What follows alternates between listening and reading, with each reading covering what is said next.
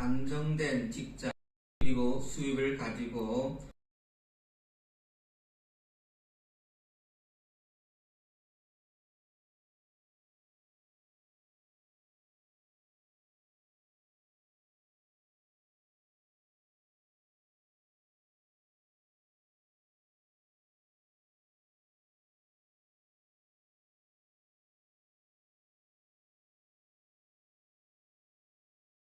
어, 우리가 안정된 직장, 그래서 안정된 수입을 가지고 살아가는 사람과 아니면 그렇지 못한 하루하루 그냥 알바나 일용직으로 살아가는 사람들의 그 삶의 차이는 엄청난 차이가 있을 겁니다. 사실 돈을 버는 것도 중요하지만은 돈을 어떻게 쓰느냐는 것은 더 중요한 문제이기도 합니다. 오늘 본문의 말씀에 보면은 오늘 약자에 대한 하나님의 사랑이 어떠한 것인가에 대해서 우리에게 질문을 던져주고 있습니다. 옛날에는 가난한 자들에게 치명적인 문제는 빚 문제입니다. 빚. 가난한 사람이 빚을 갚지 못하면 그 당시에는 종으로 팔리게 되어지고 빚에 붙는 이자 때문에 가난한 사람들은 그 가난에서 벗어날 수가 없게 되는 겁니다. 그래서 옛날 우리 말 가운데 가난의 대문이 많이 있습니다. 가난의 대문이. 아마 부모 세대가 가난하면은 그 자녀 세대도 여지없이 가난하게 되어지고 그 가난은 마치 유전병처럼 계속해서 대물림을 하게 되는 겁니다. 옛날에 보면은 개천에서 용난다는 말을 많이 썼었습니다. 근데 요즘에는 개천에서 용난다는 말을 참 쓰기가 아주 드물게 여겨지게 됩니다. 왜냐하면 사교육비가 엄청나게 되다 보니까 잘 사는 사람들은 고액가해를 시켜가지고 아이들을 교육을 시킵니다. 그리고 없는 집은 그냥 공교육의 하나에 매달려 공부를 합니다. 그러다 보니까 시대가 가면 갈수록 그런 교육에 대한 그런 많은 차이들이 이제 벌어지게 되는 거죠. 우리는 세상의 뻔한 복을 차지하려고 살 것이 아니라 하늘의 복을 열어야 되는 겁니다. 그래야만이 오늘 하나님께서 우리의 삶을 책임져 주시는 겁니다. 오늘 1절과 2절 말씀 보면 질정 끝에는 면제하라 면제의 규례는 이러하니라 그의 이웃에게 구워진 모든 재주는 그것을 면제하고 그의 이웃에게나 그 형제에게 독주하지 말지니 이는 여호와를 위하여 면제를 선포하였습니다. 여러분들 가난한 자들에게 가장 무서운 것이 빚이 됐습니다. 되게 사람들이 빚을 지는 경우들이 있죠. 하나는 허영과 욕심 때문입니다. 아니, 자기 수입의 능력 안에서 이제 지출을 하면은 결코 빚을 지지 않습니다. 근데 빚을 지는 사람들은 그 자기의 수입 밖의 더 많은 지출을 하다 보니까 빚을 지게 되는 겁니다. 어쩌면 내가 수입이 뭐 예를 들어서 200만 원이다 하면 그 200만 원을 가지고 우리가 이제 가게를 운영해야 합니다. 이제 일정한 지출이 있겠죠. 아파트 관리비 아니면 뭐 전화비 기타 이런 기타 우리가 일정하게 나가는 돈이 있을 것이고요. 그리고 저축해야 될 돈이 있을 것이고요. 그리고 우리가 먹을 것을 사야 될 그런 식료품이 또 있을 것이고요. 일단 이렇게 다 하고 나서 떼고 나서 남은 돈 가지고 이제 우리가 기타 운영을 하면 되는 겁니다. 그래서 내가 비록 사고 싶은 물건이 있다 할지라도 오늘 남은 돈이 그 돈을 오버하게 되어진다면 안 사는 것이 맞죠. 근데 사람들의 욕심이 꼭 사고 싶어요. 그 사기 위해서 어떻게 합니까? 빚을 지게 되는 겁니다. 근데 그 빚이라는 것이 그냥 가만히 있으면 될 텐데 빚에는 이자가 붙게 됩니다. 요즘에 은행이 다 있고 그러다 보니까 은행 빚이란 게 있습니다. 근데 과거에는 은행이란 게 어디 있었습니까? 대부분 대부업자에게 빚을 져야 합니다. 그러면 대부업자들이 빚을 줄 때에 돈을 줄 때에 그냥 조금만 이자만 내가 받겠습니다 하고 준 법은 없습니다. 대개 보면 아주 높은 이자, 보금리의 이자를 받습니다. 우리 사회도 한때 이 대출업자들이 대부업자들이 뭐 보금리 뭐 400 몇 프로 이렇게 했던 적도 있었습니다. 그러니까 10만 원을 빌리면은 1년에 400 몇 프로라면 얼마입니까? 400만 원을 내야 돼요. 그러니까 뭐 엄청난 거죠. 당장 필요해서 당장 급하니까 빌렸는데 나중에 그걸 갚지를 못하게 되는 거예요. 갑자기. 옛날에는 그런 것들이 있었어요. 지금 오늘 이 신명기에서 말씀하는 시대도 동일합니다.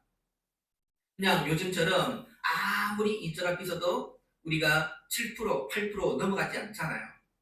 근데 그 당대에는요, 그런 이자는 없습니다.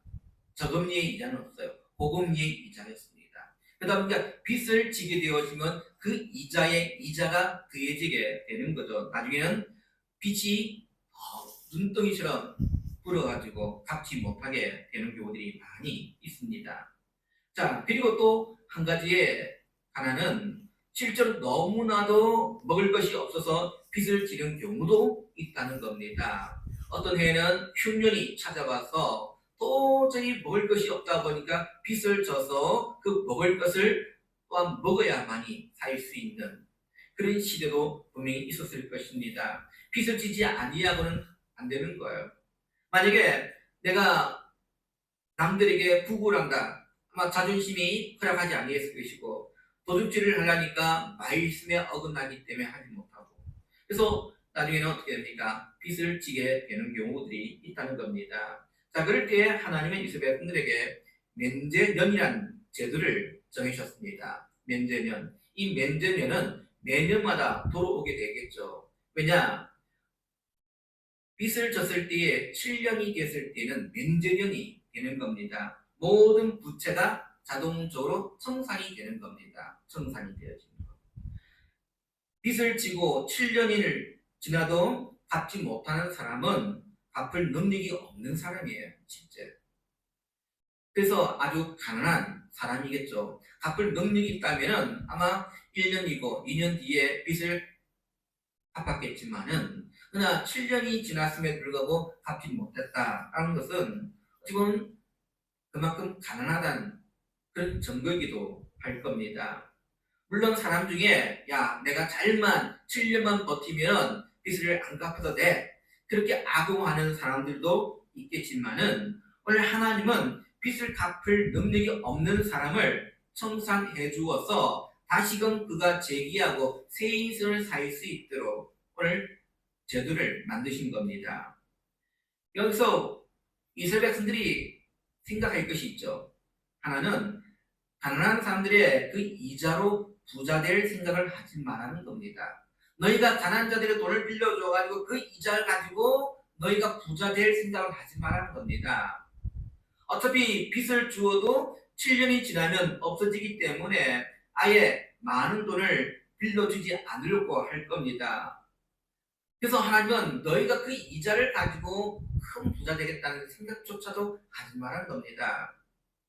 그리고 그 이자 때문에 너희가 잘 먹고 잘 살아서는 또 안 된다 하는 그런 말씀이기도 합니다. 하나님은 지금 이 면전을 통해서 우리가 하나님의 은혜에 빚진 자인 것을 생각하도록 하였습니다. 은혜에 빚진 자. 그런데 우리의 삶 전체는 하나님의 은혜로 우리는 살아가고 있지 않습니까? 우리는 하나님의 그 은혜 아니고서는 하루하루를 살 수 없어요. 직장 생활도 마찬가지고 또 학생들 같은 경우는 학교에서 공부하는 모든 것들까지도 우리는 하나님의 은혜로 살고 있습니다. 그러기에 우리는 하나님께 빚진 자이죠. 하나님께 빚진 자. 그래서 하나님은 너희도 빚진 자이지 않느냐. 그렇다면 빚진 자끼리 그래도 서로 사랑해주고 서로 양보해주고 서로 세워줘야 되지 않느냐 하는 겁니다. 만약에 하나님께서 우리에게 오늘 너희들 내게 빚진 거 다 갚아라 하고 한다면은 우리는 당장 죽어야 합니다. 갚을 능력이 없습니다. 갚을 능력이 없어요.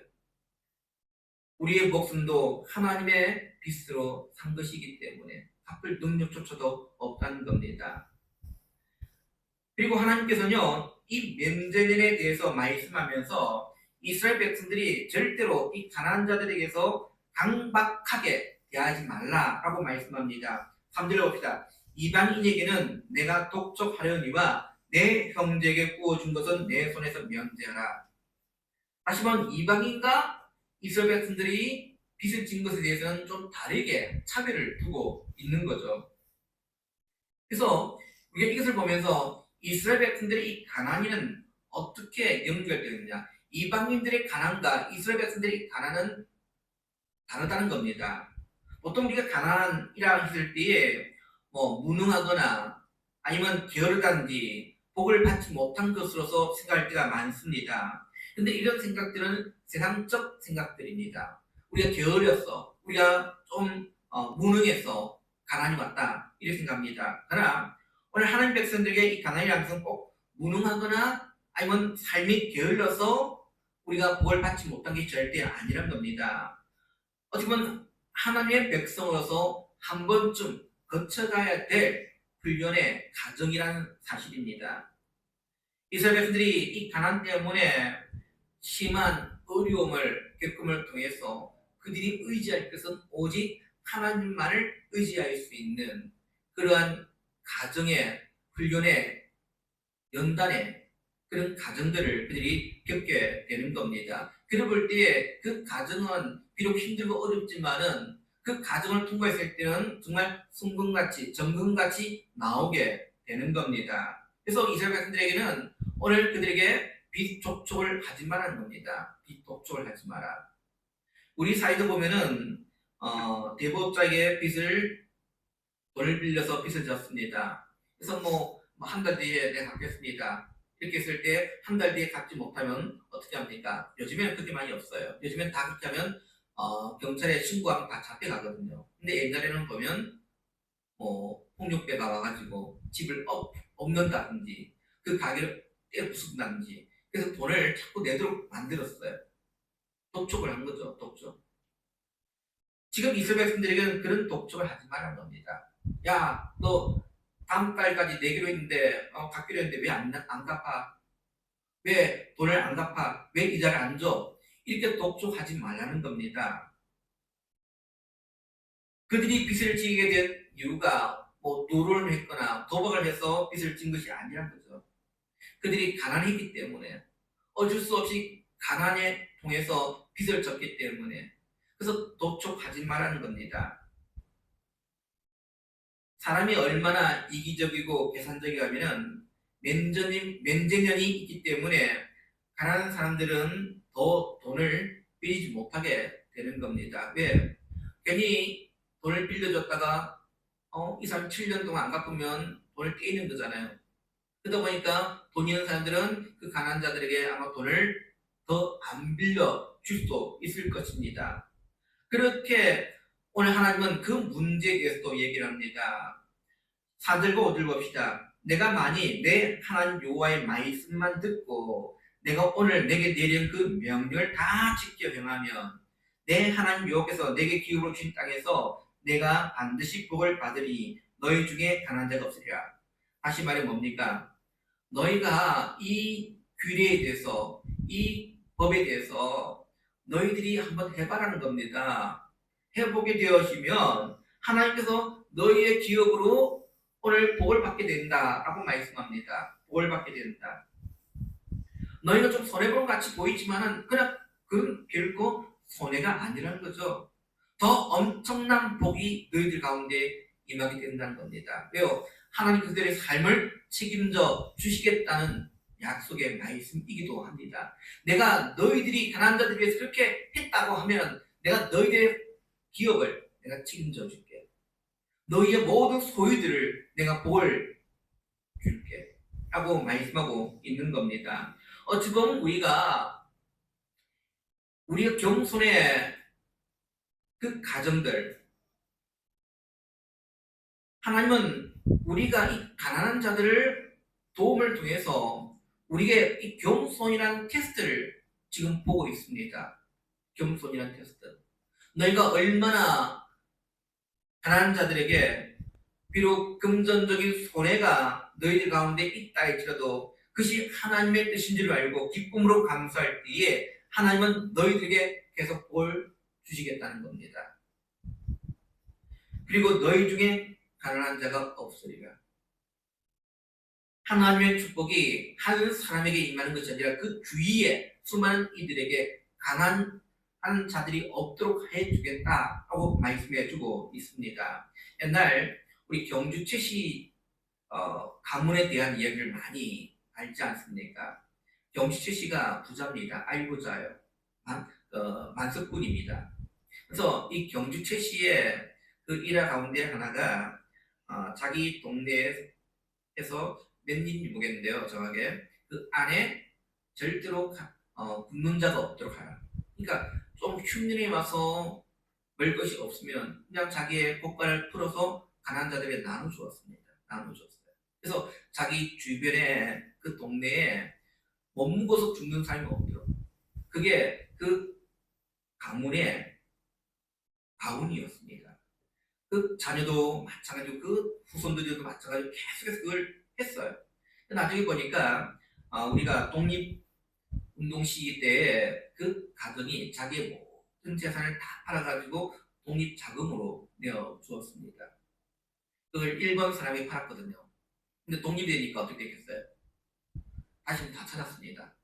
왜냐? 일본 사람이 자기 나라로 다 갔잖아요. 그리고 그 일본 사람하고 빚졌던 것들 다 그냥 없어지게 되는 거예요. 우리 옛날 그런 선조도 있듯이 하나님은 오늘 우리에게 너희가 가난한 자들 돌아보라 하고 우리에게 말씀하고 있습니다. 11절 말씀을 보면은 땅에는 언제든지 가난한 자가 그치지 아니하겠으므로 내가 내게 명령하여 이르노니 너는 반드시 내 땅 안에 내 형제 중 곤란한 자와 궁핍한 자에게 내 손을 펼치리라. 가난한 자는 어느 시대에든 다 있습니다. 어느 시대이든. 근데 오늘 하나님은 그 이스라엘 백성들에게 하시는 말씀이 그 땅에 내 형제 중에 곤란한 자, 궁핍한 자가 있으면은 내 손을 펼치리라. 손을 펼친다는 것입니까? 가난한 자를 도와주라는 겁니다. 가난한 자를 도와주라. 그 가난한 사람들의 그 처지를 외면하지 말라는 겁니다. 외면하지 말라. 오늘 이것이 하나님께서 우리에게 겸손의 테스트를 치르고 있습니다. 우리가 가난한 자를 볼 때마다 왜 저 사람이 왜 가난할까? 이렇게 생각할 것이 아니라 우리의 마음 속에 주님께서 가르쳐줬던 그 국민의 마음을 가지고 그들을 바라보시기를 간절히 바랍니다. 주님께서 그 공생의 기간 동안에 가시는 곳곳마다 수많은 군중들이 따라옵니다. 근데 그 군중들의 특징이 뭐냐? 뭔가 얻기 위해 온 거예요. 500리의 기적을 통해서 예수님께 가면은 먹을 것이 해결된다더라. 어떤 사람들은 병고침을 보니까 예수님께 가면은 모든 질병들이 다 고침을 받는다더라. 귀신 들린 자 다 쫓겨나더라. 아마 그래서 예수님 주변에는 수많은 이런저런 여러 가지의 사연을 가지고 찾아오는 자들이 너무도 많았습니다. 근데 주님은 그들을 바라볼 때마다 늘 국민의 마음을 보셨습니다. 국민의 마음. 어떤 자에게는 그 질병의 고통으로 인해서 아파하는 자들을 보실 때에 그들을 마다하지 않습니다. 심지어는 어린 아이들을 마치 그냥 어린 아이들 다 집에 가 이렇게 사람들이 생각할 때에 그 어린 아이를 바라보시면서 그 어린 아이를 품에 안으시고 그들을 위해 축복하셨고, 또한 귀신 들린 자를 볼 때에 그 귀신 들린 것을 보면서 가슴 아파하면서 그들의 병을 고쳐주셨고요. 주님이 가셨던 마음이 국민의 마음이었어요. 오늘 우리 믿음의 성도들도 그러합니다. 오늘도 우리가 이 땅을 바라볼 때 국민의 마음을 가지시고 바라보시기를 바랍니다. 특별히 우리 주위에 도움이 필요한 자들, 소외계층들을 볼 때마다 그냥 그들을 그냥 지나치는 것이 아니라 오늘 주님이 우리에게 말씀하신 것처럼 내 손을 펼치라. 내 손을 펼치라. 우리가 도울 수 있을 만큼 도울 수 있는 그 믿음의 성도들이 되어지기를 간절히 바랍니다. 그리고 종에 대한 규례가 있습니다. 지금 이 안식년은 빚만 청산하는 것이 아니라 종도 놓아주는 제도가 있었습니다. 12절부터 14절 말씀에 내 동족 히브리 남자나 히브리 여자가 내게 팔렸다 하자 만일 6해 동안 너를 섬겼거든 7째 해에는 너는 그를 놓아 자유롭게 할 것이요 그를 놓아 자유롭게 할 때에는 빈손으로 가게 하지 말고 내 양 무리 중에서와 타작마당에서와 포도주틀에서 그게 구해 주시니 곧 내 하나님 여호와께서 내게 복을 주신 대로 그게 줄지니라. 여러분들 종된 사람들의 입장은 어찌 보면 빚을 얻던 사람보다 더 비참한 상태인 겁니다. 왜요? 빚을 갚지 못하면 종으로 팔려갑니다. 쉽게 말하면 이 사람 완전히 파산한 거예요. 파산. 갚을 능력이 없어서 이제 몸으로 뛰어오게 됩니다. 근데 문제는 종으로 팔려가게 되면 이제는 자유가 없어진 거예요. 더 이상 그 빚을 갚기 전까지는 자유라는 것이 없는 상태로 지내게 됩니다. 그럴 때 하나님은 이스라엘 백성들에게 오늘 종에 대해서도 7년이 되어지면 아무 조건 없이 그냥 풀어주라 명령하십니다. 풀어주라. 오늘 이 말씀이 뭡니까? 이 종은 너희 집에 평생 죽도록 일을 하기 위해 온 사람으로 보지 말고 이 사람이 재기할 때까지 하나님께서 내게 잠시 맡겨주신 자로 생각하라는 겁니다. 이 종들은 내가 우리 집에 너희들 죽을 때까지 우리 집에 일해 이런 대상이 아니란 겁니다. 다시금 이들이 재기할 수 있고 이들이 다시 세상을 할 수 있도록 내게 잠시 맡겨주신 그런 종기한 자로 여기라는 겁니다. 사실 여러분들 재기한다는 것이 그렇게 쉬운 것은 아니죠. 우리 사회도 보면은 사업을 하다가 실패해서 완전히 엎어진 분들 그런 얘기들 그래서 다시금 사업 아이템을 가지고 또 사업을 시작하고 근데 열의 9은 거의 재기를 하지 못한 교들이 많이 있습니다. 교 1명 정도 열에 1명 정도 재기 가능할까요? 그러면 재기하기가 매우 어렵습니다. 어려워요. 제가 오래전에 뉴스를 보니까 어떤 분이 사업을 하다가 쫄딱 망해서 노숙자 되었습니다. 노숙자가 됐는데 이분이 노숙자 생활을 하면서 이제 사업 아이템이 하나 생긴 거예요. 근데 사업 아이템이 생긴들 돈이 없잖아요. 투자할 데가 없잖아요. 또 어떻게 찾아갔겠습니까? 이분이 은행을 찾아갔습니다. 은행을 찾아가서 자기의 사업 아이템을 얘기를 했어요. 그랬더니 은행에서 그분에게 돈을 빌려줬을까요? 안 빌려줬을까요? 빌려줬어요. 빌려줬고 그분이 그 투자금을 가지고 사업을 한 거예요. 그리고 성공을 한 겁니다. 그게 이제 뉴스에 나왔거든요. 그걸 보면서 야 이런 경우도 있구나. 참 재기한 당시 상당히 어려운데 야 이분은 그 노조 생활 어쩌면 노조 생활하면서 인생이 밑바닥이잖아요. 모든 걸 다 포기하고 이제 낭망 절망밖에 없는 어쩌면 내 인생은 왜 이래 하고 인생 끝난 막장 인생인데 불구하고 그 속에서 재기하기 위해서 생각하고 그리고 어떻게 하면 성공할 수 있을까 그게 마음을 주시려서 그분 나중에 성공한 걸 보게 됩니다. 그래서 우리가 종으로 팔려가는 사람들이 다시 재기한다는 것이 매우 어렵습니다. 근데 오늘 하나님은 그들에게 어떻게 명령하니까 6년 동안 너희 집을 위해서 그렇게 수고했다고 하면 7년 때는 그냥 무조건 풀어줘라는 겁니다. 풀어주는데 조건이 안에 있어요. 조건이. 그게 뭐냐? 그 나갈 때에 빈손으로 나가게 하지 말고 밭, 포도주들 그리고 그 종에게 후하게 내어 보내라는 겁니다. 왜요? 그가 나가야 그게 뭐 미천이 있어야지 뭘 성공할 수 있을 거 아닙니까? 재기할 수 있을 거 아닙니까? 그냥 몸만 나간들 또 빚을 짓게 뻔한데 재기할 수 없는데 세상을 할 수 없는데 그래서 이 종이 다시금 재기하고 세상을 할 수 있도록 미천을 주라는 겁니다. 세상을 할 수 있는 미천을 주라. 그래서 다시는 빚을 지지 않도록 해라는 겁니다. 15절 봅시다. 너는 애굽 땅에서 종되었던 것 내 하나님 여호와께서 너를 속량할 수 있음을 기억하라. 그것으로 말미암아 내가 오늘 이같이 내게 명령하노라. 이 말이 뭡니까? 너희도 똑같은 사람이었다는 거예요. 너희가 애굽의 종이 아니었느냐? 너희가 애굽의 종이었고 희망도 없던 너희들을 오늘 내가 너희들을 그 종되었던 너희들을 내가 그 종값을 주고 내가 지불해서 너희를 샀다는 겁니다. 여러분들 이스라엘 백성들을 하나님께서 노예 그 값을 돈으로 지불하셨을까요? 남자 인구만 60만이니까 1인당 뭐 100만 원 딱 쳐가지고 계산해 보면 얼마입니까? 계산이 안 돼요. 하나님께서 그거 다 계산해가지고 바로 이게 돈 딱 줘가지고 그들 샀을까요? 그렇지 않겠죠. 하나님은 10가지 재앙을 통해서 이스라엘 백성들을 사셨습니다. 바로가 항복합니다. 그냥 이스라엘 백성들 다 우리 땅에서 다 나가십시오 하고 백지투항했을 때 그들을 산 거예요.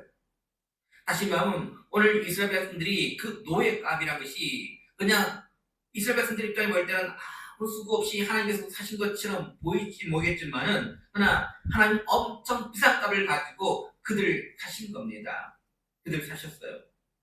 그래서 오늘 이스라엘 백성들도 역시 종되었던 그때를 기억하라는 겁니다. 그래서 너희들이 남의 불행을 보면서 그 불행으로 인해서 너희들이 이득 보는 자가 되어서는 안 된다는 겁니다. 실패한 사람들을 위로하고 격려하고 다시금 재기할 수 있도록 할 수 있는 축복의 통로가 되라는 겁니다. 축복의 통로. 나를 통해서 하나님 오늘 이 사람들을 내가 도와주고 재기할 수 있도록 나를 통해서 축복의 통로가 될 수 있게. 그러나 오늘 말씀에 보면은 노예 중에 자유를 원하지 않는 자들도 있다는 거죠. 아마 이 사람들은 처음 노예 됐을 때는 돈 때문에 빚 때문에 노예가 됐을 겁니다. 근데 아마 주인 잘 만나가지고 주인이 뭐 남자 종에게 아내를 주어서 아마 아이를 낳게 되었을 거예요. 그럴 때 이 아내와 아이와 이제 헤어지지 않기 위해서 살기를 원할 때 아마 이 가정에 평생 노예가 될 수 있을 겁니다. 내가 노예로서 살겠습니다. 이렇게 될 경우도 있고, 아니면 주인이 너무도 온화하고 너무 종에게 너무 잘해준 거예요. 마치 친자식처럼 가족처럼 대해주었습니다. 그래서 내가 나가서 살기보다 그냥 이 주인을 내가 평생 내가 섬겨야겠다. 그런 마음을 가진 종들도 있을 것입니다. 자, 그럴 경우에는 재판장에게 데리고 가서 길을 문에 대고 송곳으로 뚫었습니다. 오늘 말하면 우리 귀걸이 하듯이 송곳을 뚫은 거예요. 그럴 때에 이 노예는 아들보다 더 귀하고 존귀한 노예가 되는 겁니다. 존귀한 노예가 되는 거예요. 빚으로 팔린 그 노예가 아니라 이 종은 이 가정을 위해서 자기의 모든 행복들을 다 그냥 나가서 자유를 누릴 수 있고 행복할 수 있음에도 불구하고 그것을 다 포기하고 내가 가족을 위해 우리 주인을 위해서 내가 섬기는 자가 되겠습니다. 한 존귀한 그 노예가 되는 겁니다. 그래서 모든 권리를 다 포기하고 이제 평생 종으로 산다는 그런 정표로 문에 귀를 대고 뚫는 겁니다. 그때 하나님은 한 가지 더 요구합니다.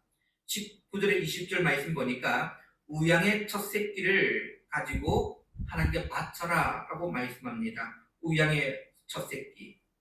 여러분들 지난번에 제가 11조에 대한 얘기를 했습니다. 왜 우리가 11조를 내야 합니까? 우리가 받는 모든 수입의 모든 것들이 다 하나님 것이에요. 근데 우리가 하나님 것이기 때문에 다 100% 하나님께 드리게 되어지면 우리의 가정생활이 이루어지질 않습니다. 우리가 아이들 교육도 시켜야 되고 그리고 먹을 것도 사 먹어야 되고 또 차도 타고 다녀야 되고 그러지 못하게 되는 거죠. 그럴 때 10의 1을 드림을 통해서 그게 대표의 올기에 의해서 11조를 드렸는데 하나님께서는 이 11조를 받으시면서 내가 모든 걸 드린 것으로서 간주하시는 거예요. 간주하시는 거예요. 오늘 양의 첫 새끼도 마찬가지입니다. 양의 첫 새끼는 모든 것이에요. 모든 것을 드림을 통해서 내가 하나님의 종이 되겠습니다. 라는 선포이기도 합니다. 여러분들 첫 새끼를 듣는 것이 어떻게 보면 아깝습니다. 그러나 모든 것이 다 하나님 것인데 나는 하나님으로부터 그 구수력이라고 줬사오니 그 구수력을 통해서 내가 살겠습니다라는 그런 고백인 겁니다. 사람 누구나 좋은 걸 먼저 쓰기를 원하고요. 먼저 좋은 것을 누리기를 원하지 않습니까? 남들이 다 쓰고 난 뒤에 이제 남은 찌꺼기, 남들이 먹고 남은 그 부스러기를 좋아할 사람은 아무도 없을 겁니다. 먼저 제일 좋은 거, 첫 번째 거, 이걸 원할 겁니다. 오늘 하나님께서 그 첫 번째를 받으시겠다는 겁니다. 그리고 우리 입장은 그 첫 번째를 들으면서 이제 남은 그 찌꺼기, 그 남은 그 인생을 통해서 내가 그걸 먹고 사겠다는 겁니다. 근데 더 놀라운 것은 오늘 하나님께서 그렇게 함을 통해서 너희가 그 부스러기, 그 찌끄러기 같은 그것을 통해서도 내가 너희들에게 복을 주겠다는 겁니다. 복을 주겠다. 믿음의 성도님들, 오늘 하나님은 약한 자에 대한 사랑, 약한 자에 대한 배를 통해서 우리를 시험하십니다. 너희들이 얼마나 그 하나님의 그 은혜 받은 자로서 너희들이 어떻게 이 세상을 섬기고 있는가 테스트를 할 겁니다. 그리고 하나님은 이 축복의 테스트를 통해서 날마다 우리 모든 믿음의 성도들이 그 하나님께서 우리에게 주시는 그 축복의 삶을 누릴 수 있는 그런 믿음의 아름다운 모습들이 우리 가운데 일어나기를 간절히 바랍니다. 여러분들, 우리 주위에는 언제나 가난한 자들이 늘 있습니다. 그리고 소외 계층들이 많이 있습니다. 그런 사람들을 볼 때마다 주님께서 가져주셨던 그 궁리의 마음을 품어 보시기를 바랍니다. 그리고 비록 내 삶이 좀 없다 할지라도 그들에게 베풀 줄 아는 그 삶을 살아보시기를 바랍니다. 하나님은 그러한 자들 중에서 축복의 통로로 사용하실 겁니다. 축복의 통로. 우리가 하나님께서 우리에게 약속하셨던 그 은혜고 축복들을 우리가 마음껏 누리기 위해서는 오늘 말씀대로 우리가 실천해 보는 겁니다. 실천해 보는 거예요. 옛날 목사님들은 그런 얘기를 했어요. 교인들 안에서 교인들 간에는 돈 거래하지 말라. 그런 얘기를 참 많이 했거든요. 왜냐면 만약 돈 거래를 하더라도 받을 생각하지 말고 줘라. 받을 생각. 이게 어떻게 보면 성경적입니다. 오늘 어떻게 보면 빚을 내는 사람들은 자기가 능력이 있으면 빚을 갚지만은 그러나 나중에는 빚을 갚을 능력이 없을 때는 하나님 맹정을 통해서 아예 그들의 모든 빚을 다 탕감해 주셨어요. 오늘 우리 믿음의 성도들이었습니다. 오늘 우리 인생에 우리 주를 한번 바라보시기를 바랍니다. 그리고 우리의 손길이 필요한 사회 구석구석을 한번 여러분들이 가보시기를 바랍니다. 그리고 축복의 통로로서 하나님께서 귀하게 쓰임받을 수 있는 그 믿음의 성도들이 되시고요. 오늘 약속하셨던 그 은혜의 축복들이 우리의 가정과 직장 가운데서 흘러 넘쳐날 수 있는, 경험할 수 있는, 체험할 수 있는 모든 믿음의 성도들 되시기를 주님의 이름으로 축원드립니다. 기도합니다.